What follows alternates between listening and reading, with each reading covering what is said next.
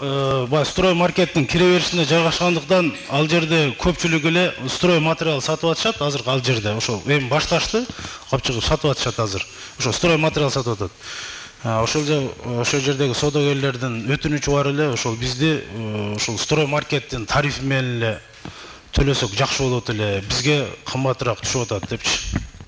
Бизге мындай тагыраак тактап бериңизчи. Сиз азыр 885 чарчы метр бул жаңы муниципалдык базардын карамагына кирбейби?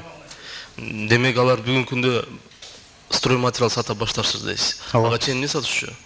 Жок, бул бош эле жер турган, эми курулган жерде.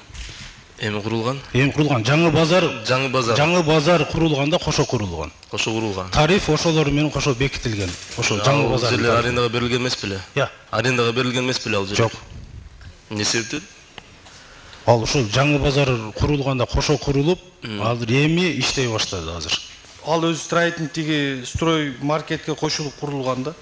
Ошонун жанында.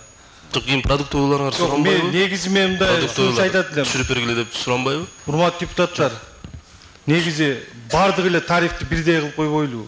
Жетекчиликтин ордун караш керек негизичи. Мындайда иш болбойт. Мындайда эгер азыр деле түшүрүп беребиз, мейли бардыгы Канат Турсунбекович айткандай бир баада болсо, мейли колдойбуз, бирок ошол эле учурда бул аткарылабы деген маселе турат. Бул аткарылабы деген маселе турат. 9 айдан кийин дагы эки колубузду мурдуга тыгып отуруп калсак, анда уже биз убакыттан отурабыз. Рахмат.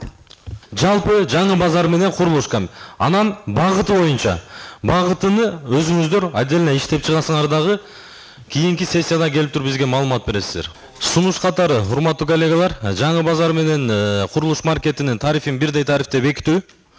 Ошондой эле кийинки сессияга бизге аткаруу бийлиги жаңы базардын багыты боюнча маалымат берүү, кайсы багытта иштетесиздер.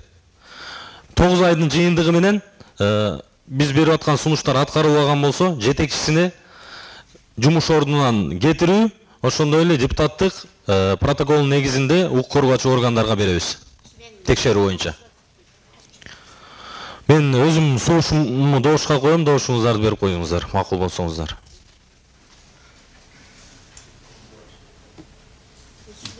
Калыс каршы? Жок.